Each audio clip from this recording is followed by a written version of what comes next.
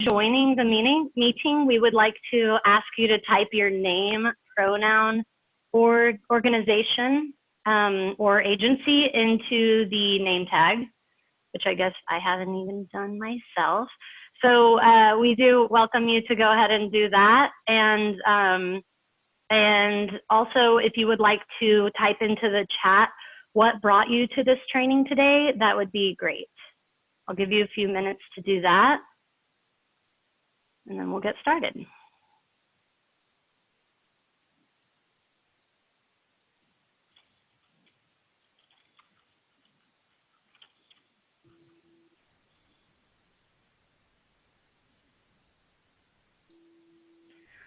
Where do you find the name?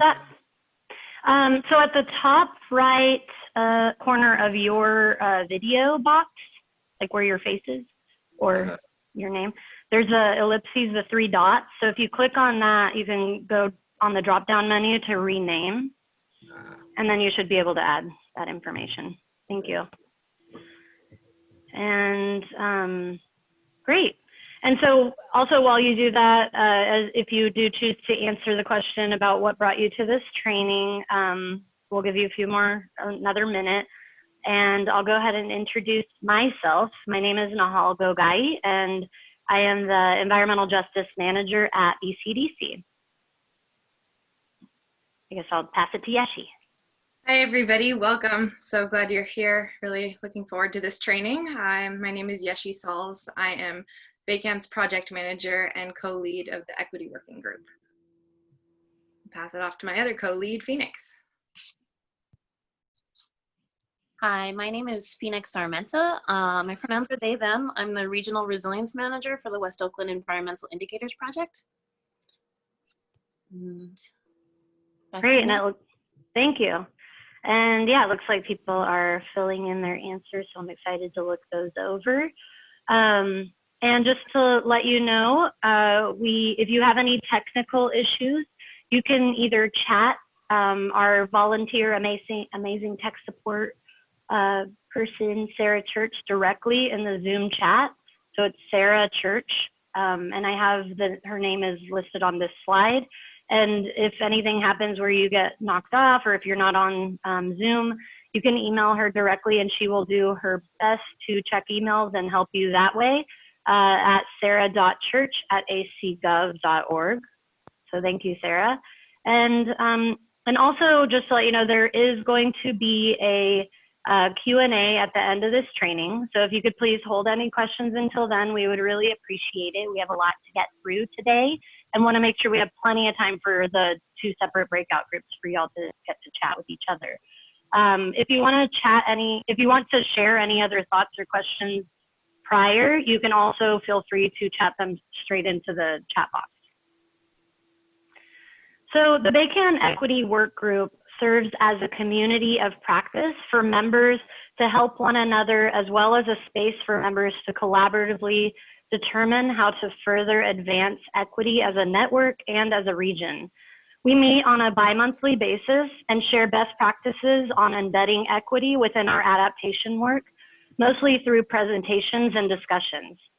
Over the past year, we've learned about community-led solutions in Oakland's Equity Climate Adaptation Plan from Maribel Tobias, who's the founder of Environmental Justice Solutions Consulting. And we also recently learned from Alex Guinness, formerly of the World Institute on Disability, about the impacts that COVID-19 is having on people with disabilities. So several participants in today's training are longstanding members of the Equity Work Group. So we want to welcome those of you who are new to this ongoing dialogue. Next slide, please. I'm having some trouble switching for some reason. Oh, there we go. Thank you. So this definition comes from the equity definitions document that the Equity Work Group developed to create a framework for how we would like to define equity and what we think equity looks like for us as a working group that's focused on climate adaptation. So Yeshi will go ahead and share the link to this document in the chat box if you would like to look at the full document.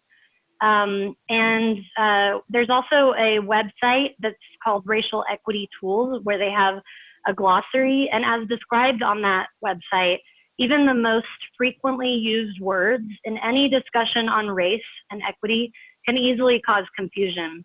And for this reason, and to ensure that we're finding alignment from the get-go, we found it essential to achieve some degree of shared understanding, especially when using the most common terms. The equity work group has thus spent a good amount of time discussing and agreeing upon the use of our equity definitions that's in the document Yeshi shared, in order to ensure that we are using a shared vernacular as we move forward with this conversation. So I wanted to just start by reviewing the definition of equity that we all agreed on.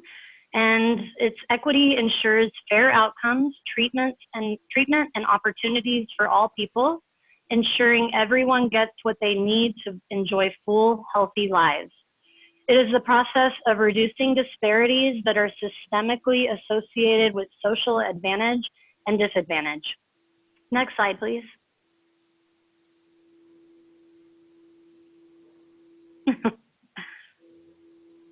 You must have a very sensitive mouse. Thank you. So we think it's important to acknowledge what's happening in the world today and why and how it's relevant to our work as mostly government-led climate adaptation planners. So in this slide, I'm sharing a quote from Leah Thomas's article in Vogue magazine. The article is called "Why Every Environmentalist Should Be Anti-Racist." And I think it's pretty easy and straightforward to replace the term environmentalist or environmental with climate adaptation professional. So the data is pretty clear, as we all probably already know, that communities of color have been most exposed to poor air quality and other environmental conditions.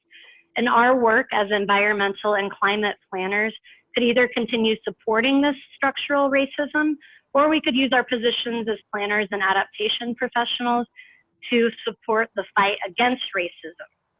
So you might have heard at least some iteration of Angela Davis's quote, "It's not enough to be non-racist, we must be anti-racist."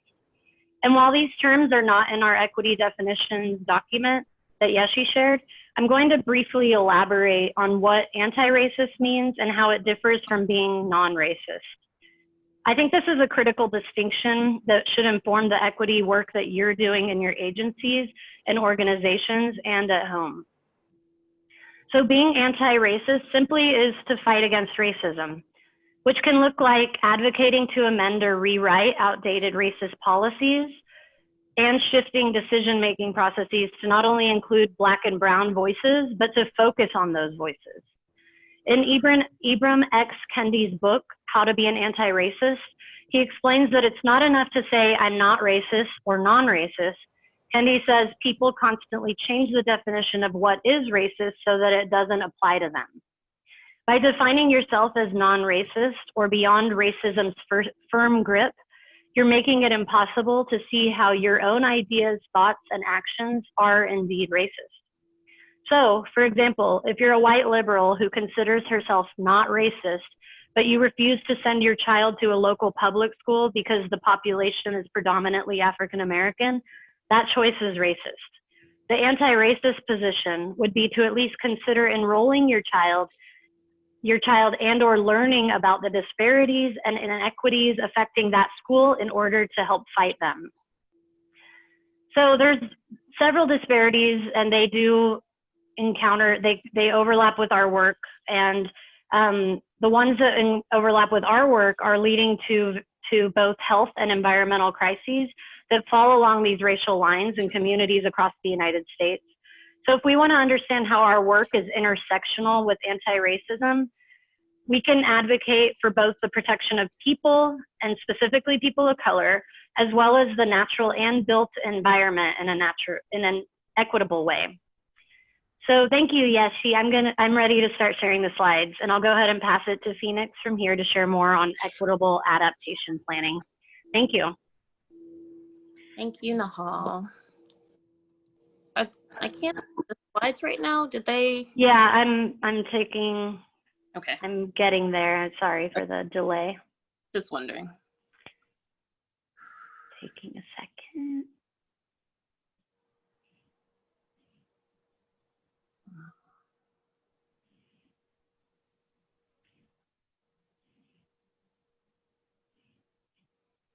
Do you see it? Yes, great. Thank you. Okay. So when we're talking about planning, I think it's important for us to not just talk about where we are, but talk about where we want to be. So I've put together this slide to talk about what planning would look like in an equitable world, in a truly equitable world. I mean, obviously we don't live in an equitable world right now, but if we wanted to, it's important that we vision out what it looks like. And what it looks like is, in an equitable world, the community is empowered and well-resourced. And because the community is empowered and well-resourced, we have people going into college at the same rates, no matter what community they're from. We have people becoming engineers and planners at the same rates, because healthy society encourages people to go into engineering and planning. Because of that, government looks like the community. It's representative of the community voices and the community needs. And that representation leads to more coordination and better trust with the government agencies. For community-based organizations in an equitable world, they would be well-resourced and they would be truly representative of the community. Every community would have their own community-based organization that was able to relay information from the community to the government in effective ways. This leads to the community feeling valued and empowered. And in addition, because this is an equitable world, when they're contributing to government CBO processes, they're well compensated for their work. Next slide, please. So of course, we live in an inequitable world where we have communities that are disempowered and poorly resourced. Because of that, we have a lot of communities that don't have engineers or planners representing them in government agencies. So a lot of our engineers and planners actually come from outside of the community. And you may be reflective on how many people on this call actually are from the Bay Area. Because government is not representative community, there's poor communication and a lot of distrust, which leads to a breakdown in partnerships. For our current world, our community-based organizations are under-resourced and often pitted against government, and sometimes even pitted against the very communities in which they are hoping to represent. They may or may not actually represent those communities, as a lot of CBOs also have leadership that's coming from outside of the community. And because of this, we have poor engagement within the community, a very small number of people who represent the larger community, and we have poor policy outcomes because of that. Next slide, please. Okay, so this tool is called the Spectrum of Community Engagement to Ownership. So this kind of outlines the different types of community engagement that you can participate in, starting from the process of ignoring the community, going all the way up to deferring to the community, and talks through ways in which you can get to that point. If you go to the next slide. So the 0 step here is in the spectrum of community engagement is to ignore the community. So the impact of ignoring the community is marginalization. And the community engagement goal that you have is actually to deny access to the community in the decision-making process. The message you're giving to the community when you are ignoring them is that your voices, needs, and interests do not matter. If you're engaged in the ignore process, you will be engaged in activities such as closed-door meetings, misinformation, and systematic discrimination. The resource allocation for this is 100% systems administration, which means that all of the work gets done within the institution. Next slide. So the sort of step 1 in this is to inform the community. So if you're in the inform stage, the impact is that you are placating the community. Your engagement goals are to provide the community with relevant information and only that. Your message to the community is that we'll keep you informed on the process. If you're engaged in the inform process, you'll be doing activities such as making fact sheets, having open houses, doing presentations, videos, or putting up billboards.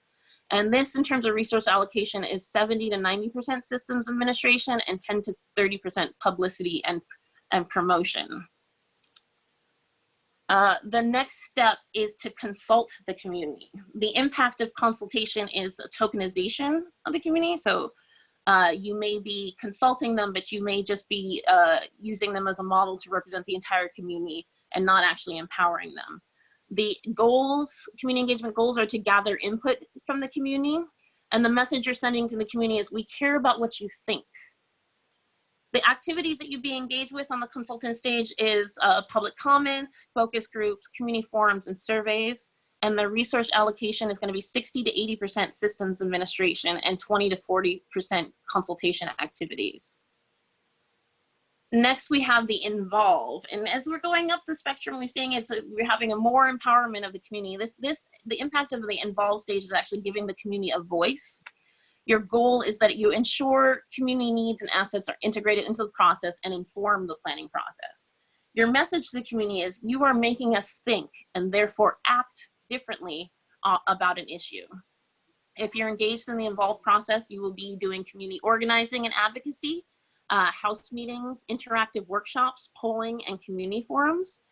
The systems, so the resource allocation ratios would be 50 to 60% systems administration and 40 to 50% community involvement. If you are in the collaborate stage of community engagement, your impact will be delegated power. So the community goals are going to be to ensure that community capacity to play a leadership role in the implementation of decisions. And the message you're sending to the community is, your leadership and expertise are critical to how we address this issue. The activities you'll be engaged in are MOUs with CBOs, community organizing, creating citizen advisory committees, having open planning forums with citizen polling. And this is 20 to 50% system administration, 50 to 70% community partners. So the final stage, and this is the one we are aspiring to as planners, is defer to. And the impact of deferring to the community is that you give the community ownership over the process. The goal of deferring to the community is to foster a democratic participation and equity through community-driven decision-making. You bridge the divide between community and governance. The message you're sending to the community is, it's time to unlock collective power and capacity for transformative solutions. The activities you'll be involved in are community-driven planning, consensus building, participatory budgeting, participatory action research, and building of cooperatives. This, in terms of research allocation, is 80 to 100% community partners and community-driven process, ideally generating new value and resources that can be invested in solutions. So, having gone through that spectrum, we want to have breakout groups. We want to put you guys into breakout groups to discuss the community spectrum, and how does it apply to your current work. So we want you to think of a project that you're working on right now, kind of look over the community, the spectrum, and see what level are you at?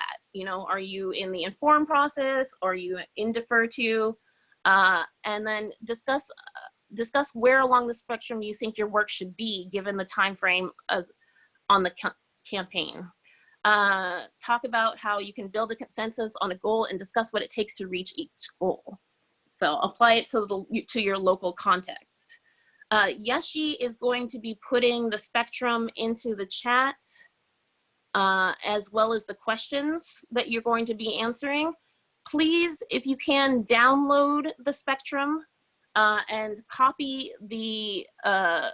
what Yeshi put into the chat into a notebook so that it will go with you when you go into the breakout groups.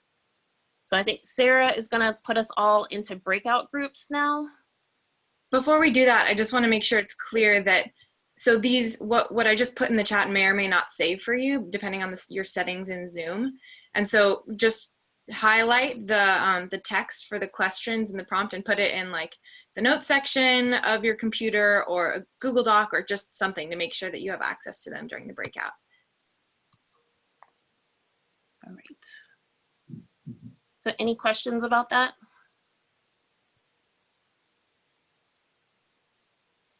No.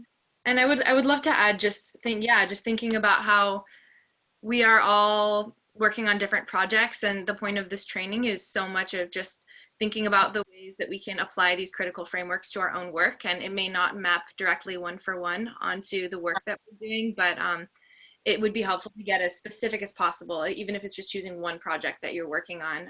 And then we'll workshop and refine our reflection and goals for working with that project throughout the rest of the training. So maybe even just choosing one would be useful.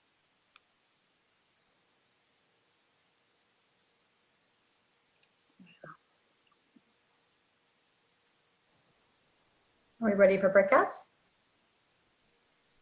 Okay, I think we are. awesome.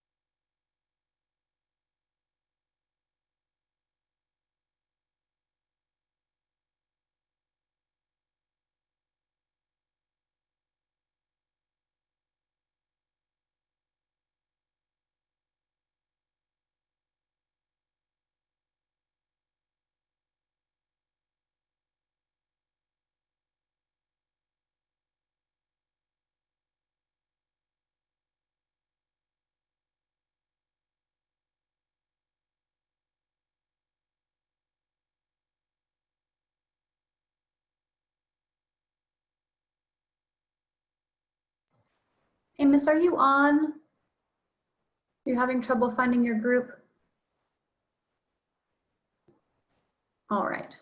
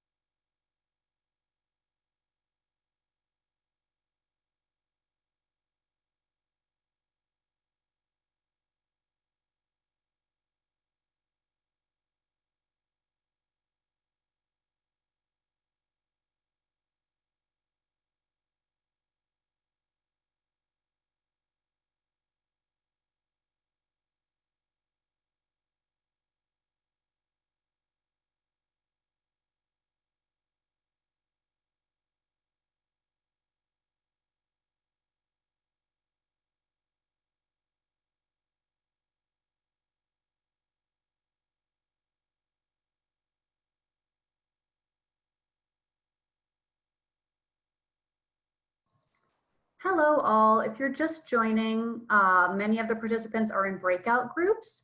I'll place you in breakout groups and hope that you are available. Thank you.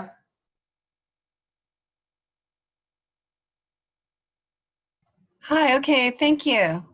Yeah, you'll have about 5 more minutes in your breakouts. So Okay, thank you. we'll be able to tell you. And if not, it may just be a couple more minutes before everyone else rejoins. So welcome. Thank you, Sarah. Hi, Danielle. Hi, Amos. Hello. Nice to meet you all. I just came late because of another meeting.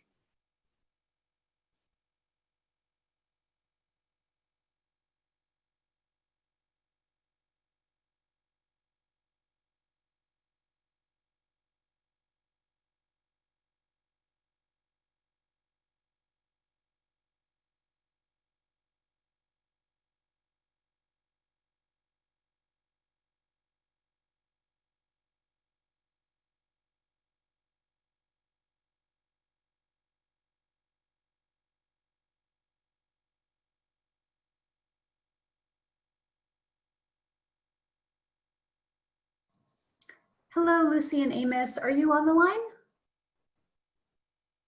Let me know if you need any help finding your group.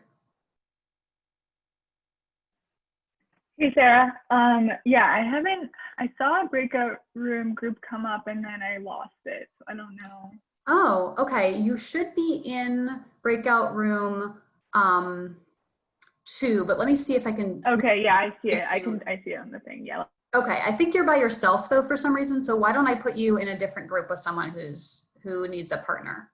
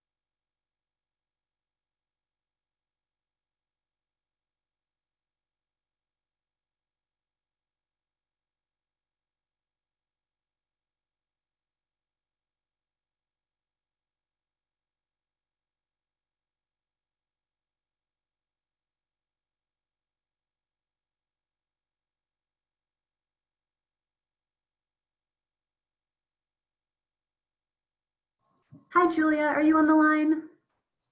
Hi, yes, I'm here. Yes, I'm sorry. I think there may have been some glitch with you in the breakout groups. I apologize. No, no problem. So we're going to have the full group come back in just a couple of minutes. So everyone will join again. Yeah, that's great. No worries. Okay, thanks.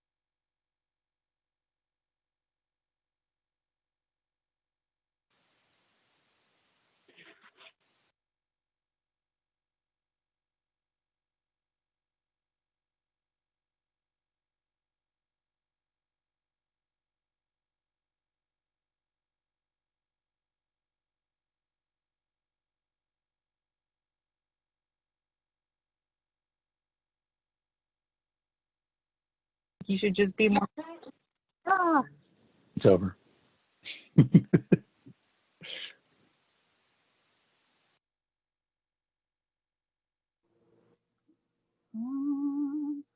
Welcome back, everyone. We got everyone in the room. Hi.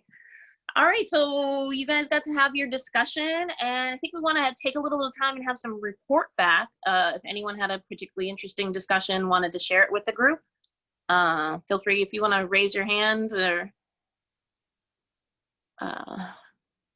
yeah, go ahead, Jack. I see you.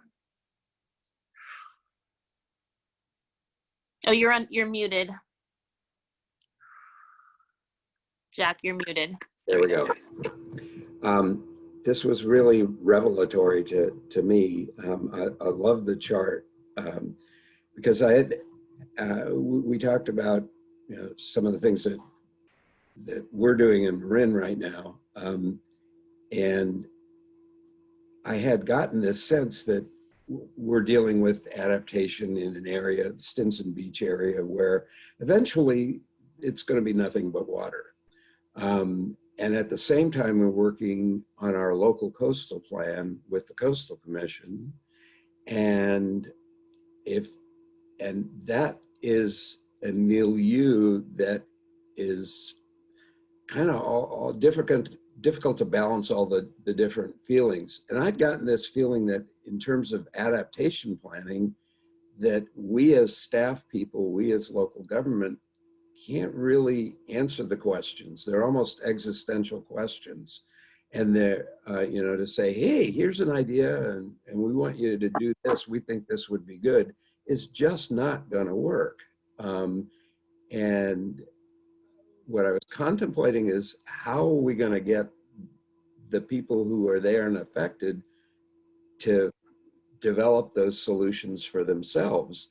And your chart just made it very clear about what the, you know, what the options are, and, you know, sort of a level of understanding. So as I told Catherine, we're at about 2.8, you know, with consulting.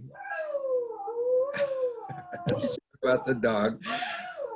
And we'd like to get to 5, because that's what it takes. So getting the agreement of the people in government, getting the agreement of like state agencies like the Coastal Commission, doing the work that is presently being done in the Bay Adapt effort, which may result in something that isn't anywhere near that level 5. I mean, this is a revolutionary change to go to that. And I don't know if everyone involved is at that, has that ability yet. Not even the community itself, that asks a lot from the community. And you have to think about who's going to participate, even if you put it out there and say, you're empowered to do this. We know how busy everyone is and how the civic engagement has been declining over time. So if you claim to be at level 5, but you've only got 5% of the people participating, you're not really there. So there's a lot that you know, still has to be worked out on this. Yeah, absolutely. Thank you. We have time for one more comment. I think Kelsey had their hand up. Did you still want to talk? Hi, sure. Jack actually kind of mentioned this, but one thing that came up in our conversation with my group, and just thank you so much to folks that were in my group, it was great, is this idea of moving through levels. Because I think I looked at the spectrum and I was like, oh gosh, we have a project where we're really more on the informed side. How do I just immediately get to defer, and like wanting to jump to those activities, and instead maybe thinking about it stepwise is, okay, how do we move through? So I don't know, Phoenix, if you have thoughts on like, is that a better way to do it, or is making that leap better? But I don't know, that was just helpful for me to think about it maybe more as a stepwise process. Yeah, I think that that's a great way to think about it, is kind of building up to it. You know, I'm on a project where I'm on like step 4 and thinking about how I can get to step 5, but getting to step 4 was like such a process, you know, like really a years-long process to get there that I wasn't even involved with in the beginning. So yeah, well, thank you all for sharing, and I'm going to pass it back to Yeshi now. Perfect. Wonderful. So good to hear some of your voices. It's really great to just hear the on-the-ground examples of how this spectrum actually looks in practice in real life with your project. So thank you for sharing, and I'm glad there were some good breakouts. So Nahal, are you going to go ahead and share your screen? I never stop sharing, so if it's not on there, I have to, I guess, stop sharing and then reshare. Is that? Can other people see you're not seeing it? Presentation. Okay, I'm going to stop sharing and then go back. See it? There we go. Okay, next slide, please. All right. So yeah, again, my name's Yeshi. I'm BayCAN's project manager. And for this part of the training, we're going to parse out what it takes to get us moving along the spectrum, as we've been talking about, so that we're engaging in our projects in a way that truly empowers community, which in this particular framing is how we define truly equitable adaptation work. I know some of you in the chats were saying like, want to learn specific tools, want to learn Bay Area examples, want to learn what specific equitable adaptation pathways are. And these are all integral to advancing equity in our work. But again, we're really centering this focus on community-driven planning as sort of the crux of how we define equitable adaptation work, because that's what we think it means, is to center community power in community decision-making. So that's what I'm here to do right now, is to offer some pragmatic ways to think through what that looks like. And we'll have a chance to go back into breakout groups after I present this content to integrate in some of the information that I'm offering. And yeah, so the question at this point is, how can we, at whatever stage of the adaptation planning process we're in, begin to embed equity and center community in our work? It's not about getting to stage 5 right now. It's about what can I do right now to move myself along the spectrum.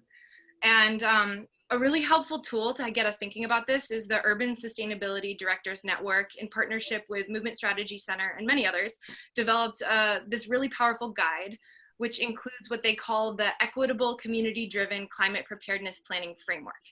I'm going to go over this framework with us all today to get us thinking, and it'll serve as a framing for this thought process. The framework outlines the key phases of the planning process, offering specific strategies and tools to help adaptation planners and get us moving along the spectrum. Ideally, you'd begin at phase 1 of this framework. However, many of you are likely mid-project or even post-project looking back. So as I go through this framework, take whatever's most relevant to you and the phases of the work you're operating in. I'm also not going to flesh out the entirety of the framework or all of the equitable adaptation pathways they outline. You can go and read the guide after for the nuts and bolts. My goal right now is just to give you all a sense of the arc that they lay out, so that you have a sense of what the strategies are that can be used to operationalize equity through community partnership. And as I go through each slide, there are also a number of tools listed that can help you do the work. We'll be sending out the slide deck and the recording of the training leader, and you can go back and access those resources after the fact. Next slide. Okay, so the first phase of the framework is called Community and Local Government Readiness. This is the phase that comes before you even begin ideating your project. This phase is about building trust and nurturing relationship with the community, which serves as the foundation for any kind of community engagement and is the backbone of the equitable planning process. In communities where trust has been eroded, this phase also requires addressing the legacy of mistrust, hurt, and harm that may exist between local government and community in order to heal and be able to move forward in collaboration in a good way. This phase includes 2 components. One is community readiness, and the other is local government readiness.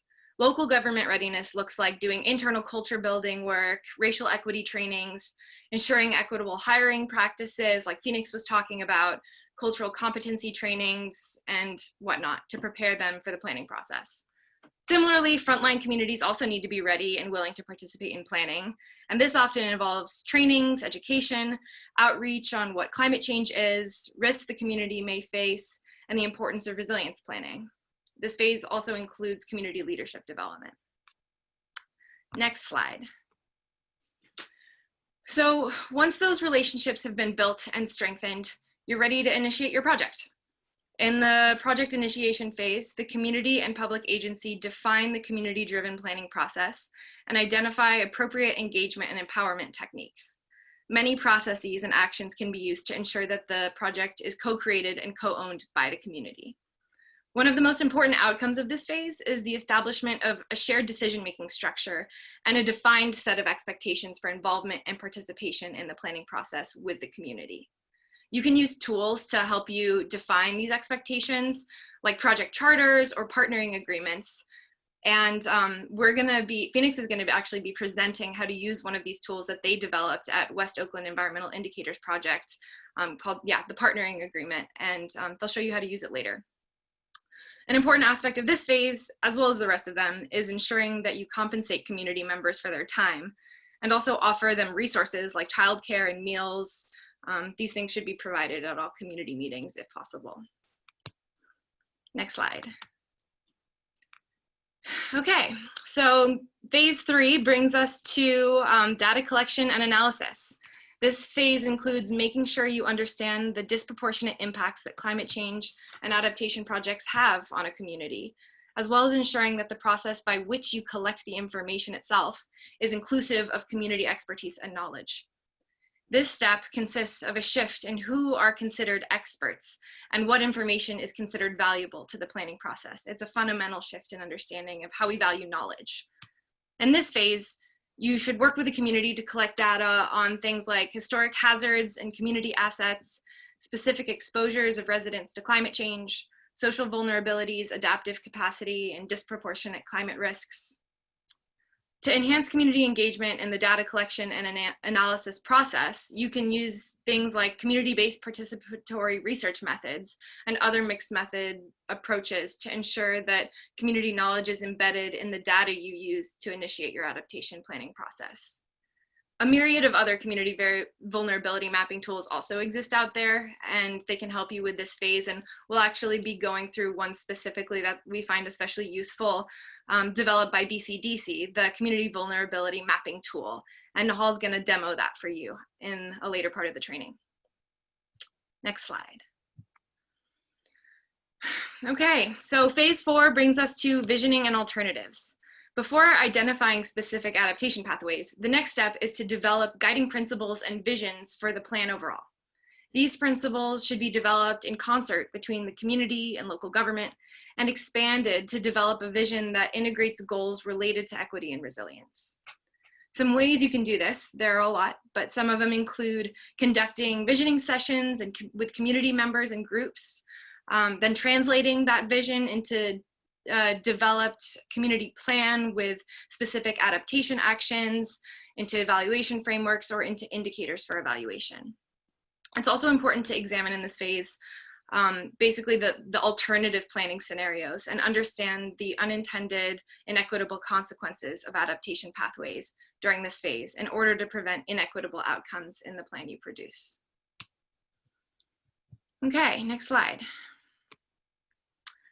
All right, so phase 5 is plan development. Methods for assessing equity impacts during the visioning phase, the one we were just in, can then be used to help with the plan development phase, to evaluate specific preparedness and adaptation actions. This phase involves reviewing the possible adaptation pathways, what many of you are very familiar doing, and selecting the actions that improve equity while also addressing climate vulnerabilities. You can do this in concert with community, centering their feedback and expertise in evaluating these potential actions and pathways. During this phase, work with the community to also identify potential co-benefits to the community, as well as the costs associated with strategies under consideration, and select the solutions that have the greatest positive impact of those options. For example, one might choose to implement a plan which weatherizes older homes in an event of extreme heat. This action would also decrease energy costs and improve housing quality, which can also generate equity benefits when the project prioritizes communities of color and low-income households. We know it's easier said than done to identify these kinds of solutions. We recommend that you take a look at the USDN guide. They have the final section of the guide is called Climate Solutions, and they lay out a number of equitable adaptation pathways like this based on sector and climate hazard. Next slide. All right, so second to last phase of the process is plan, project, and implementation. So as you move to implementation during this phase, it's really important to partner with community during the implementation process to reduce risk of creating new inequities or worsening existing ones as you implement. This is also the time to prioritize implementation actions and focus on community and populations with the greatest climate risk and geared towards addressing the contributing causes of increased climate risk. To do this, there are, of course, many strategies, but some that the guide outlines and that we recommend include prioritizing contracts with local organizations, firms, and people of color to implement projects and programs, implement a community advisory board to help guide and your plan and project implementation, or have an advisory board that can also serve to help communicate what's happening with the initiatives to the rest of the community. And these could all happen together, not either or. Next slide. Okay, and this brings us to our last phase, the monitoring and review phase, the final phase of the adaptation planning process. In this phase, it's important to monitor and review the plan implementation to ensure that projects and programs produce equitable outcomes. A community advisory board can help with monitoring, or a review board or panel could help maintain accountability through the implementation process. And as strategies are updated, continue to be in dialogue with the community in deciding next steps. Finally, it's really important to share the monitoring data that you collect with the community in order to maintain transparency and accountability and trust with the community at large. Next slide. Okay, so those are the steps that it takes to embed community into the adaptation planning process and create a truly equitable adaptation plan. It's a lot, we know. And unless you're at the very beginning phases of your project, it's likely that you may need to do some backpedaling or work on multiple phases at the same time. And that's sort of what we were saying earlier in the training is you can't do this perfectly. We're not gonna do every single phase in sequential order. I mean, hopefully, but many of us are somewhere in the midst of the spectrum, somewhere in the midst of the planning process. And it's about, you know, getting in where you fit in with where you're working right now. For example, even if your project's already begun, it's not too late to start building relationships and deepen trust with your community. This is definitely a messy process, and most of us are going through it for this first time. But hopefully this framework can at least give you a helpful place to start or continue your work. And that's really why we chose to offer it in this moment. So with that, I'm going to bring us back to our discussion questions, which is what we have here on this slide, and ask you all to just consider again the questions you asked before. You went through these 3 questions, thought about how it's contextualized in your work. But the question is, has anything changed now that you've been given some key strategies through this framework? Would you reconsider any of your own goals? Is the context any different? Do you understand the spectrum differently now that you've seen some concrete examples? We're just asking you to revisit these questions, and we're going to go back into breakout groups. Hopefully they're the same breakout groups.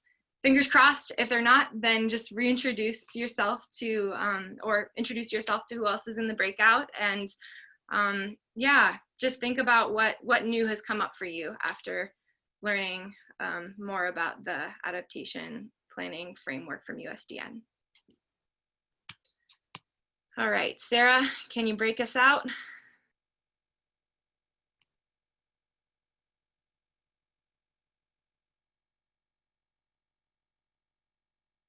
From our breakout groups. Nahal, I'm wondering if you could stop sharing your screen so that we can see everybody's faces for this next portion. I recommend everybody go to gallery view. It's really fun to see everybody who's tuned in. We have a lot of folks on the line.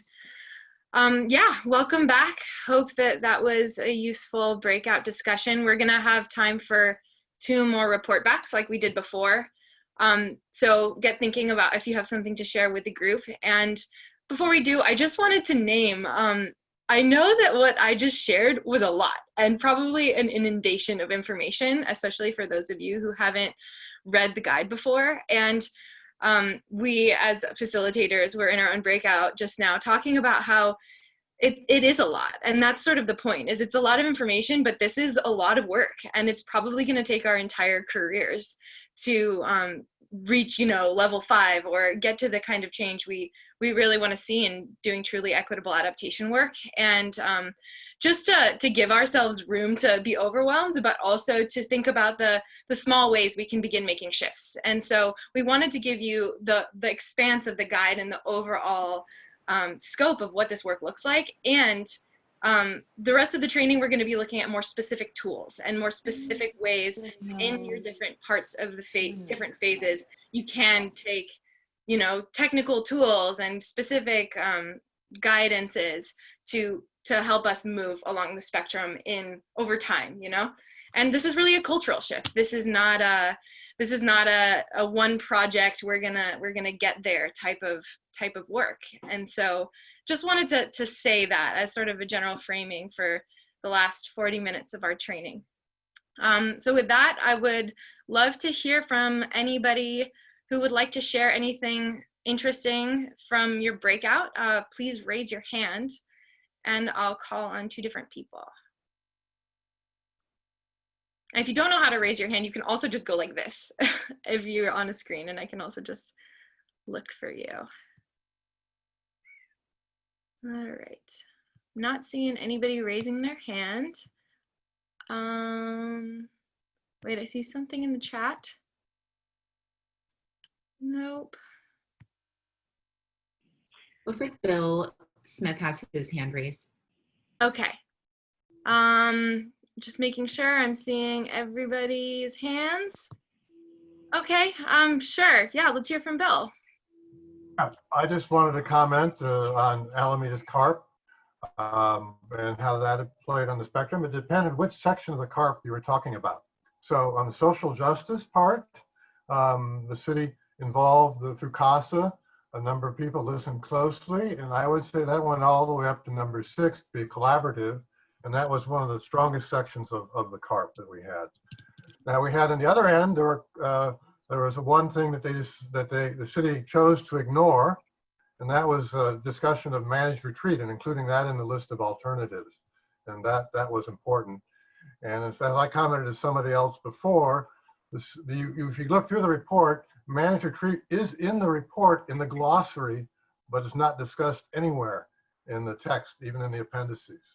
So the other issue that went along with that the city ignored in that report was groundwater and how groundwater would rise.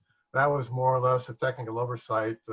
And Alameda is an island surrounded by water, so clearly that's important. When it rains now, we have a lot of basements in town that flood. That's being corrected. The groundwater study is about to come out in July, according to the BayCAN report. So thanks, that was an excellent BayCAN report. Wonderful. Thanks so much, Bill. Anybody else care to share out to the group before we continue on with our training? All right, I'm not seeing any hands. That's okay. We'll have time for Q&A and other discussion later if anything comes up for you. And also, there's a great comment, just to point out, Kelsey put a great comment in the chat, talking about the importance of bringing our whole selves to this work, saying we have to make shifts on the personal level, professional, and organizational. And yeah, I love that. I think that's kind of what I was trying to get at, even though I was skimming it quickly in the intro. This is, you know, we need to assess how we're living in our daily lives and at work. And also, for the more technical folks, I want to just emphasize that this is it's a cultural competency thing where picking up the phone to call people is actually going to be very effective in this work, not just waiting for people to respond to emails. So I think that that's like an example of getting at Kelsey's comment. So thanks for the comment, Kelsey. beautiful. All right, great. Well, with that, I'm going to pass it back to Phoenix to get us started in thinking about some tools that we can use. Excellent. So get the presentation up again. And can we go to the next slide? We're gonna look at a couple tools that we use when we're doing planning exercises. So the first one was put out by the Resilient Communities Initiative, the RCI Equity Checklist. So an equity checklist is a tool that you use at the project initiation stage when you're first starting out doing it. And what it does is it helps you to get an understanding and idea of the community that you're working with, so that when you're doing outreach and communications, you can make sure that the people that you're gathering are actually reflective of the community that you are in. So if you kind of blow it up, like you can look at the different project impact demographics. It has things like the medium income household income, who are renters, who are over the age of 65, all the different metrics there. So I like to do sort of an example of how this could work in real time. And the way that I want to demonstrate this is just by seeing how well do we as a group reflect the demographics of the Bay Area. So I'm hoping to use the hand raising function to do this. If you guys know, you should be able to go to your name under the participant function and click your name and it'll say raise your hand. So if we could all have folks raise their hand if you are predominantly, if you consider yourself to be white. Let's see, we've got hands going up, numbers going up.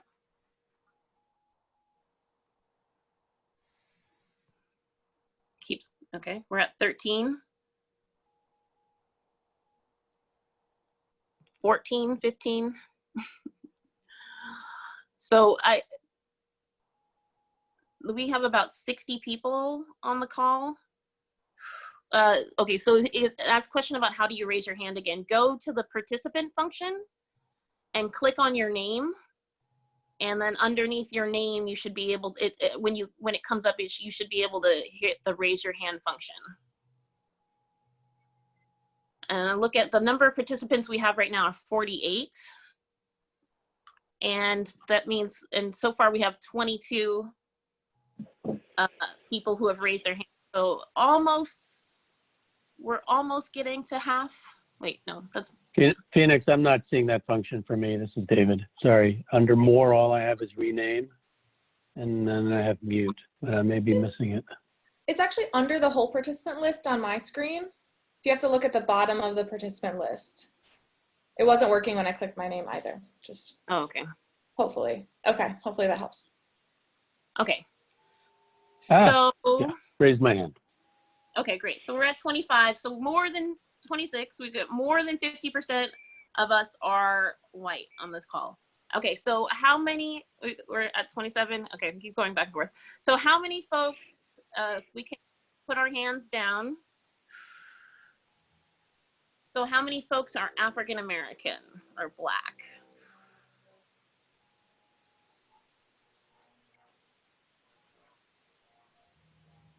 Okay. Assuming folks are, like that number's not going up. So we got 2, including myself is 3. So 6% of 48, let's see, 10% would be 4. Yeah, we're about 6% there. Okay, Hispanic or Latino? How many folks are Hispanic or Latino? Okay, we have 2. And you can see we are very, very, very underrepresented in terms of Hispanic or Latino at 23%. How many folks are of Asian descent?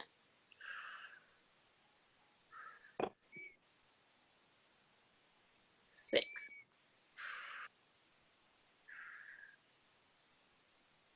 Eight. Okay, we're doing better in representation of Asian Americans. We've got 8 total. Do we have anyone who identifies as Indigenous or American Indian? 2 folks, great.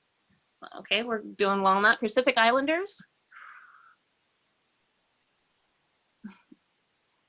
And in the chat, somebody's saying they don't identify as white. So that would be, we can put you in the other category.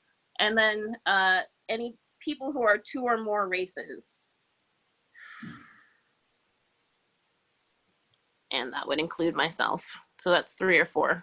Okay, so you can see, that's just kind of a way to like judge whether or not you're doing well in terms of diversity. And in this group, we're doing well in some areas and not so well in others.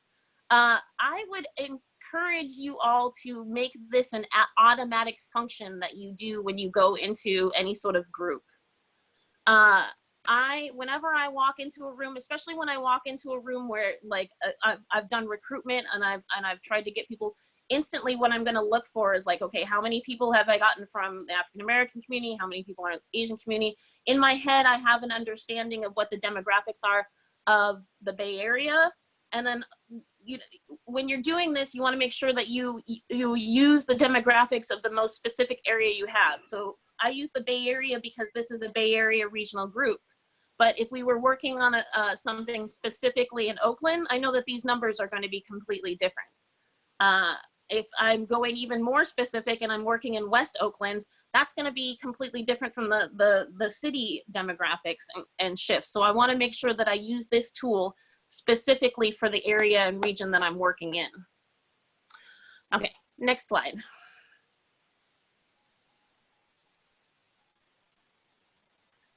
Okay, so this is a tool developed by the West Oakland Environmental Indicators Project called a partnering agreement. This is also something that you should be using in the project initiation stage. I have seen a lot of people misuse this tool. The various ways that I've seen it misused are, one, not using it at the stages and waiting until you've already started the process before you get into this. I know as a working at a community-based organization myself, that if you start a process and then you're midway through it and you come to me and talk about partnering, I'm going to feel insulted.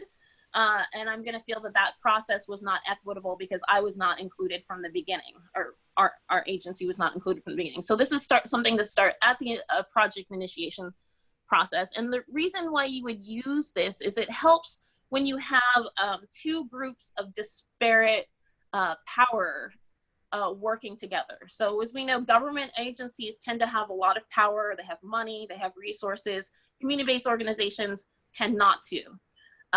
And so because of that, there is a imbalance in the power structure, and putting together this partnering agreement actually helps to correct that imbalance. The way that it helps to correct the balance is you go through these different steps where you make agreements about what you are going to do before you get into it. So you can look at the template complex. You're going to first write down the background of the work that you're working on. You're going to put together goals that you mutually agree on. Each of the groups is going to have a co-lead, and the co-lead are going to have similar roles and the same amount of power in the meeting. You're going to clearly define the roles of steering committee and the roles of partners. You're going to define what the work groups are. This generally calls for the hiring of an outside neutral facilitator, so that no one group gets any power by nature of the fact that they are facilitating the process. And you decide upon time, and then you make a decision on like the decision-making process and how you're going to handle it if any conflicts come up. So by putting this all together at the beginning, then you're sort of navigating and trying to deflect from any problems that might come up as you're doing the process, and, you know, leveling the playing field between those two groups. Okay, next one. So this last one here is an equitable hiring toolkit. Oh, back. So this is put out by the Avarna group, which is a diversity and inclusion consulting group. And this is a really great tool for how to think about going about hiring for your agency. So, you know, hiring in your agency is a really important part of the process. Who you have in your agency is going to reflect how your work is done and how equitable things are. If you have staff that is not reflective of the community that you work on, then that's already a power imbalance, and it's an inequitable situation. So some of the ways that they look at how you can make your hiring process more equitable is by looking at the big picture. You know, identify the criteria for a successful search. You're going to institute accountability into the entire process. You recruit intentionally and often. And one I really like is hiring in clusters. So instead of just hiring one person of color who might be tokenized in your agency, hire 3 or 4 at one time so that they can all be working together and create a community culture together. This also looks at how you market for your employees, and ways in which you can change your job description to be more attractive to folks from disadvantaged communities. Yeah, we are actually going to be including all of these into what we are called the BayCAN's equity toolkit. So we have compiled a list of equity resources that include these 3 and loads other. Actually, it's a really I want to say exhaustive, but of course it's never exhaustive. It's a very inclusive and extensive source that we've put together, and that's going to be coming out within the next few weeks. We're just polishing that up, and we'll have all of this included in there. Okay. And with that, I'm going to pass it over to Nahal, who's going to be talking about a vulnerability mapping tool. Great, thank you so much, Phoenix. So bear with me, I'm going to go to our live mapping tool. This is a screenshot of the page that it's located at, and I hope you can see the URL below if you want to go follow along on your own browser. And I'm going to reshare. I just have to. Thanks for bearing with me here.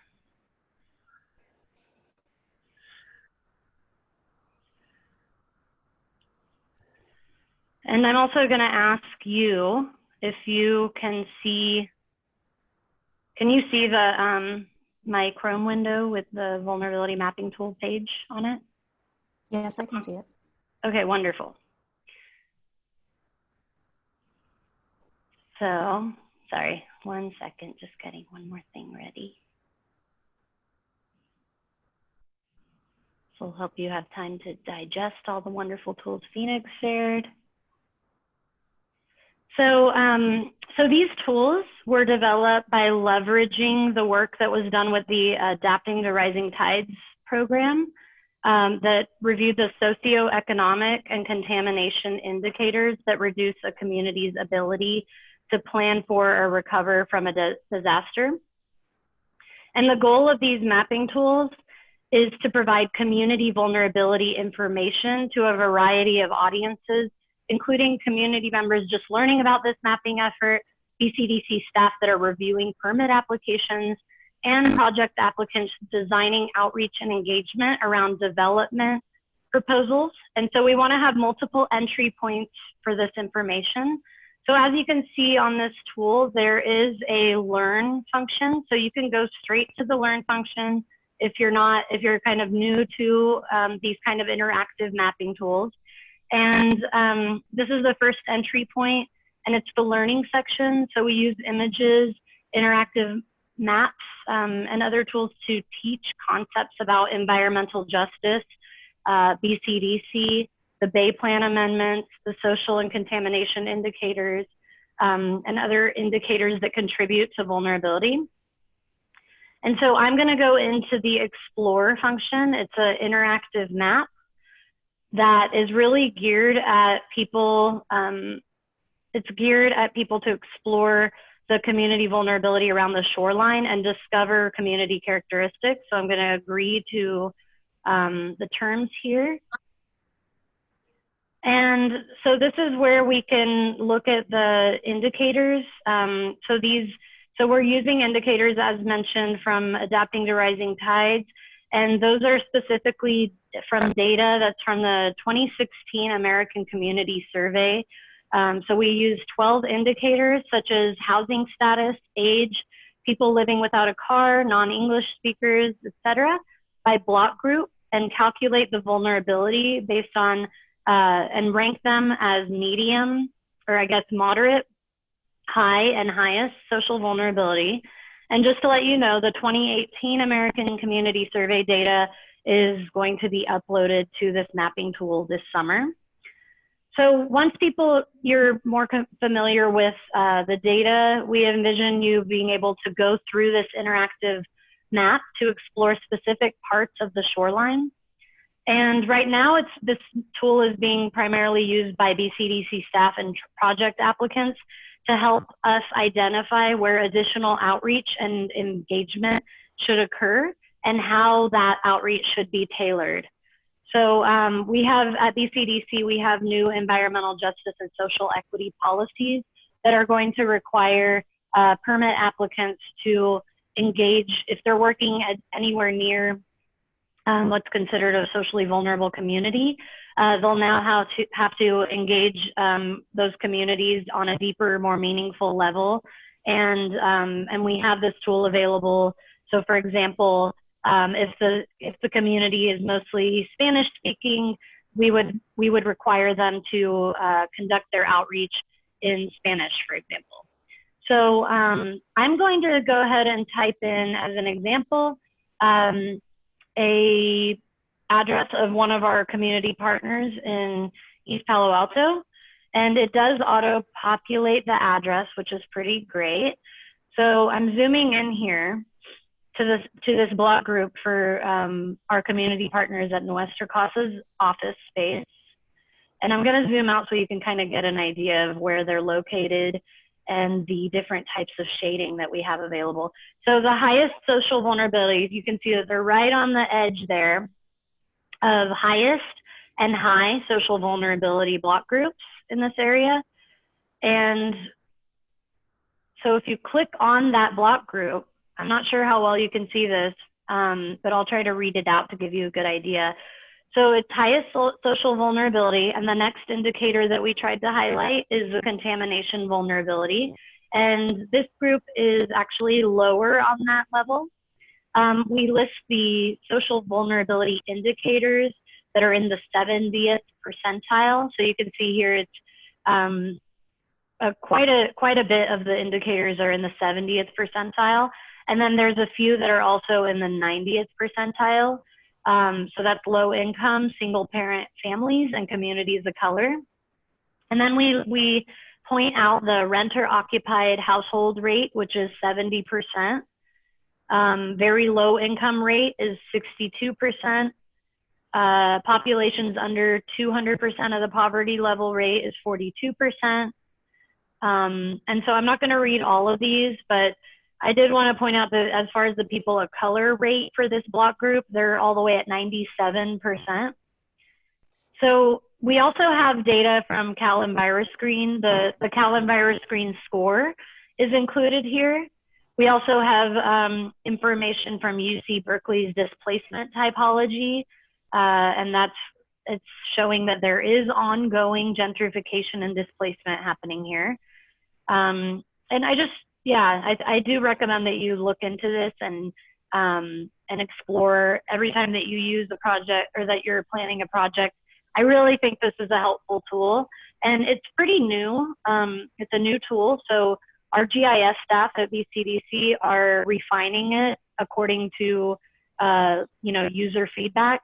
So if you do have any projects coming up that would require this tool and you think it could use some improvements, or you have any ideas on information that's missing, please let us know, and I'll relay your request to our GIS expert, Todd Hollenbeck.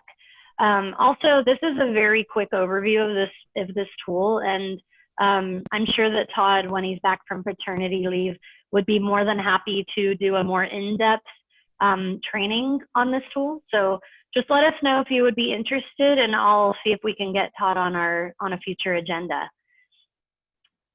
So I'm going to go back to our presentation. So one moment as I do that. Okay. Great. And so I think that's the end of our presentation. So we'll go into, we have time for question and answer session. And so want to welcome you all to use the remaining time. It looks like we have a whole 20 minutes left, which is wonderful. So please, I think, raise your hands if you have any questions. We left our email addresses up here on this page.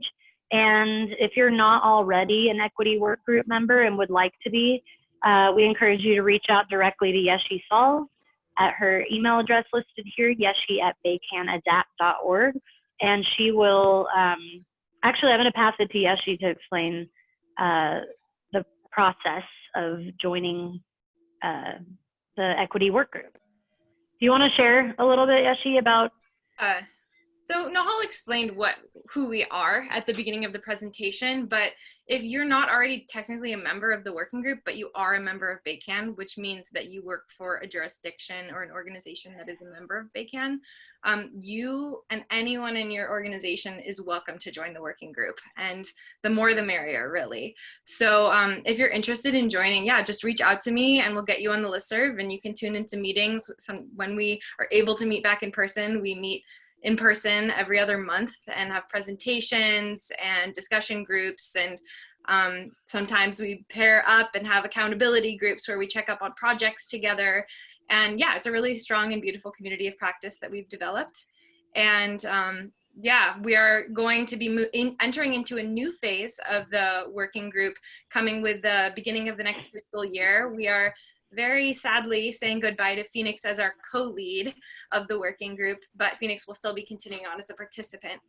And the work plan for the coming year is still to be determined. So we'll be circling back up for our next work group meeting in either August or September, and come up with our goals and our work plan as a collective for the coming year ahead. So reach out to me if you would like to be a part of the next cycle. Thank you. Oh, and also just to say, this training is sort of the culmination of our year of work together. And so I want to thank everybody that's been a part of the work group this year. It's been a really amazing year, and thank you for tuning in to this training and helping us find alignment and how to get you the info you needed. Thanks, Yeshi.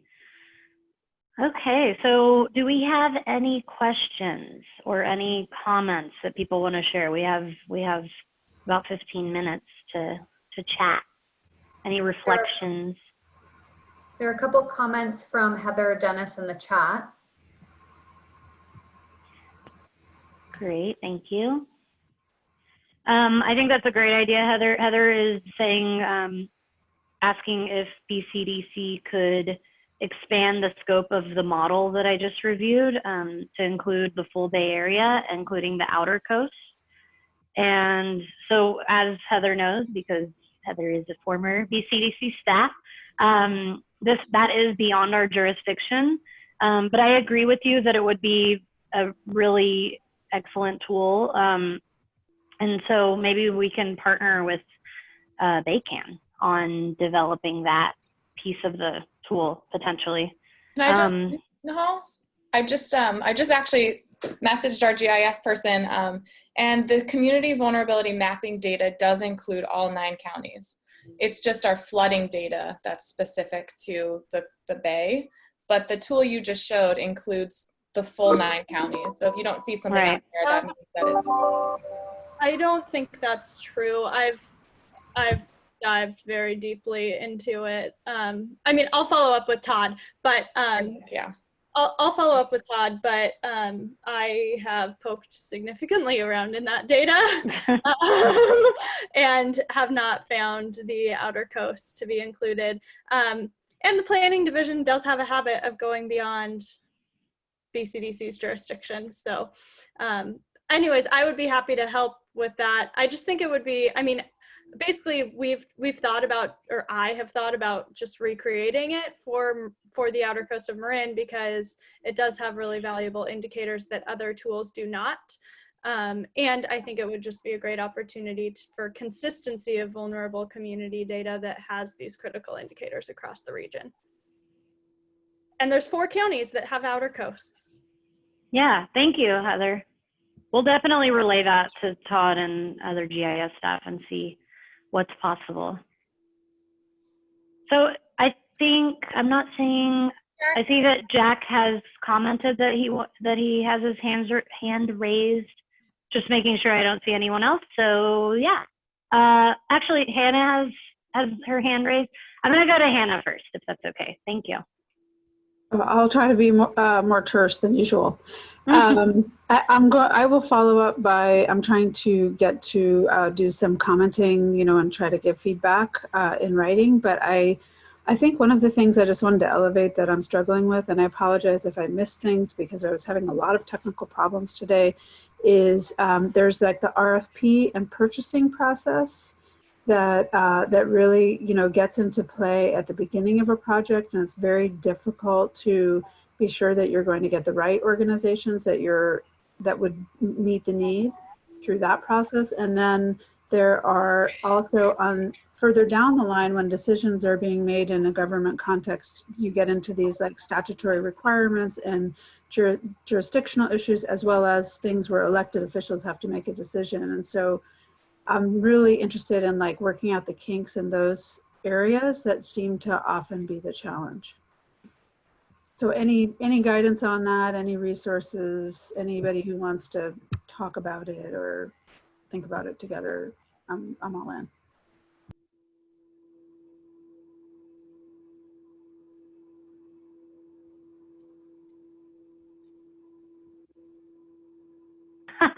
Sorry, I was on mute. I just said thank you. That is definitely something that we are also trying to figure out at BCDC. I think that there are some policy barriers in the way to truly getting at what you're saying. So yeah, it might require some kind of statewide policy reform. But we'll talk about that more. Thank you. So Jack, thank you for waiting. Yes, you're welcome. So the idea here, which is a great idea, is to empower the community itself to come up with the plans for its own future. how does that relate to external, you talked about policy differences right now, policy changes. How does that relate to the vast number of external influences from state agencies and those requirements that, like the limits that the Coastal Commission has, sort of on what you can do in an area, and which maybe BCDC will have at some point. How do those factor in to the community actually self-determining itself? I think that's a great question. Yeah, I'll just speak from my own experience so far. I've been at BCDC since December, so I'm relatively new. But when staff bring up this question, I think that radical transparency is going to be your best friend. Recognizing that the people, the community leaders are, they're understanding, they're human. And if you can just approach them with that level of transparency and humility and faith in the fact that they understand where you're at and they understand that you have these limitations, they're going to be happier in the long run, and it's going to be a much more, I would say, a smoother, more successful effort if you just explain your limitations from the get-go. So pretty much so that I understand that as an agency, you might be concerned that you're wasting people's time because, our jurisdiction is tiny. BCDC, not tiny, but it's 100-foot shoreline ban, that's it. So we try to explain that when we do our outreach and engagement, that we always start with, this is our jurisdiction. If you want to share your issues, like your concerns beyond that jurisdiction, we're still going to incorporate that into our staff reports so that the commission's still aware of these issues. Maybe it's not within our policies to address air quality concerns, but I do think that we are looking at environmental health on a broad scale. And so the more that the commissioners, because the commissioners are the ones that ultimately vote on whether or not a permit goes through.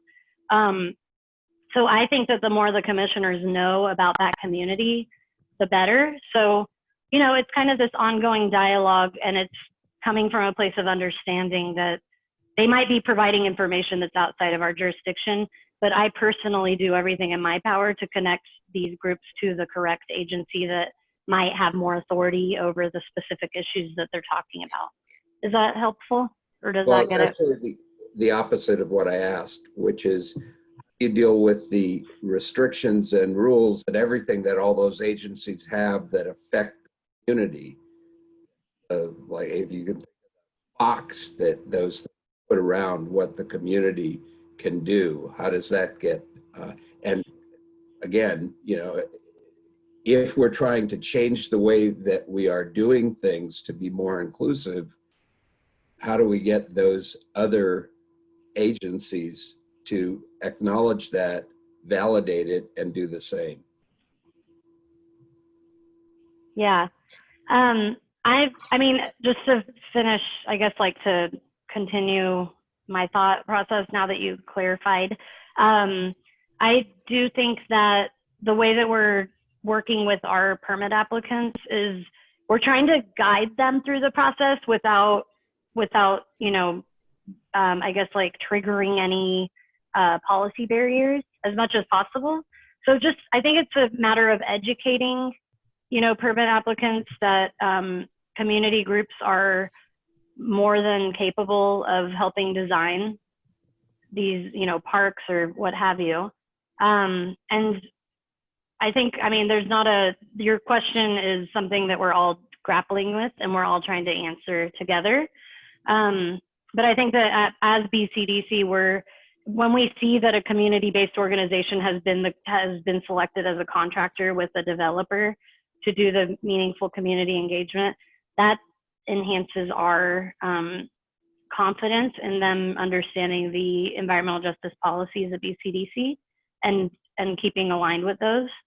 And then as far as how do you work with other groups, I think it's what we're doing right now. So we're most of the people at BayCAN are local jurisdictions, so BCDC would love to be able to help encourage local jurisdictions to also refine their policies to elevate community voices in planning. There's nothing, it's outside of our authority, so we don't want to, you know, we want to recognize that. But I also, you know, what we're doing, what the Bay Adapt process is doing, it's kind of like we're trying to elevate the conversation as a region, so that we don't have to keep bumping heads with people that have different types of permits or different priorities. So it's an ongoing conversation. And if anyone else has insight they want to share, I'll stop talking. We do have a couple more questions in the chat. Would you like me to read them? Sure. Okay. So we have a question from Aaron Coots from LA Regional Collaborative about how we would start this conversation a year ago, given what we know now. She wanted us to comment on where we were a year ago and share any lessons learned from the past year. I feel like I could speak a little bit to that, just having helped steward with Phoenix and Nahal the process of founding the equity work group, and also just want to recognize that this conversation in certain ways, Erin, I feel like is specific to the regional collaborative perspective, which is not the local government perspective quite in the same way. So maybe some of the nuts and bolts of it you and I could talk about offline, but just to say that it took a substantial amount of time to build enough of a case within our internal network to prioritize equity as being not only an important conversation, but one that we wanted to center and start an entire work group around. And it wasn't just like oh, great, this is important, we'll start a work group, it's a core value. It took months of sort of base building, information gathering, landscape research. As staff for BayCAN, I was calling up people like Phoenix, people like Nahal to just get their thoughts and do that initial research and essentially build the case internally within our network that this was something that we needed to prioritize. And that's a part of the culture shifting work of doing equity work, is just making it clear why it's important. And that varies region by region, person by person, but I think starting with building relationships, starting with talking to the communities on the ground, and then talking to folks that have experience in equitable adaptation planning, be them local governments or not. I reached out to organizations like Urban Permaculture Institute that have done really exciting work up in Marin City, partnering with community, bringing community to the forefront of their groundwater, stormwater management and sea level rise planning, and just learning from those cases and showing that it is increasingly standard best practice to center community and do equitable adaptation planning as the foundation of how we're defining adaptation planning. It just takes time to build that case and center that conversation. And so would love to talk more offline, but that was a part of what we had to do to get to where we are. Mm-hmm. Another question from Alexandra. What are the limitations of using a tool like the BCDC vulnerability mapping? True also of EnviroScreen and DAC. From practitioner experience, what do these tools miss, and how does this intersect with the tools for participatory action presented earlier?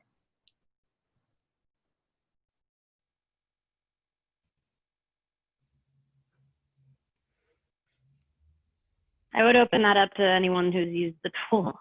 That's kind of what our GIS staff are hoping to learn as well. So I think that's a great question. I can speak to the last part of the question, but I want to open it up and see if anyone else has an answer to the first part or comments they want to share. So what are the limitations of this tool, EnviroScreen? This is Jackie at BCDC. I'd be happy to maybe share not quite the limitation, but maybe, you know, one of the reasons that for creating this tool, maybe compared to something like EnviroScreen, is recognizing, you know, EnviroScreen is based on the whole state, and knowing that regionally there's differences. And so that's why the BCDC tool is more specific to the demographics, and indicators are kind of more specific to this local area. So that's, I think, potentially a benefit. I think there's a lot of limitations as well, and I can't really can't really articulate what those are, but we can follow up with you guys, and if people have other ideas of what those are, I mean. Yeah, I can speak a little bit to some of the limitations. This is Heather Dennis, who I work for Marin County, but I was very involved with the development of this data when I worked for the Adapting Rising Tides program at BCDC a year ago or something.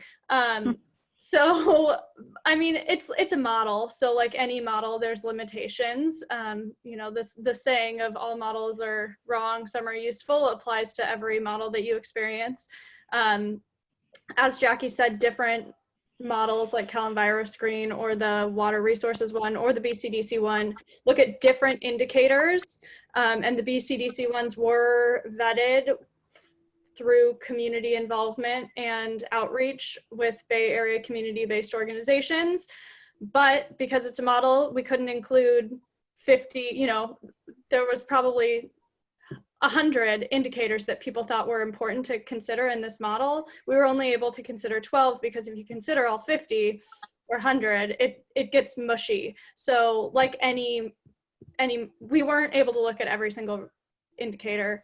And then the other thing I'd say is just because it is based on census data, it's based on block groups. So the scale of the data is a limitation. You aren't able to get to a specific like street or address in the region. It's a block group. So it's a relatively small geographic area, but it's not the tiniest resolution on the planet.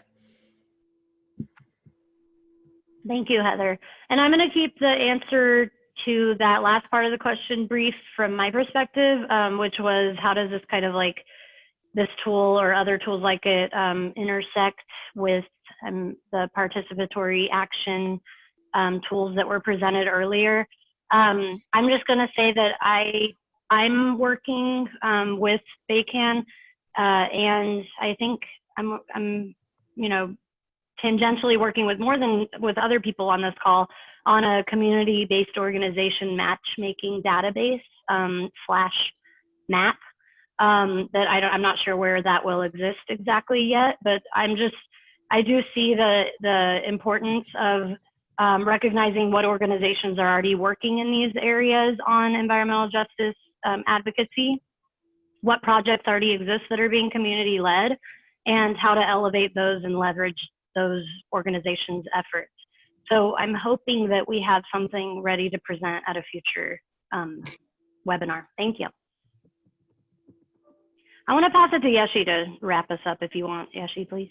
Sure, yeah, we're at time. I also just want to name that Andrina, I'm not sure if I'm saying your name right, asked a really great question that maybe we could just follow up with you about, just asking for specific examples of agency and projects that have moved beyond analysis paralysis, which I love that word, into actually giving up planning power to communities.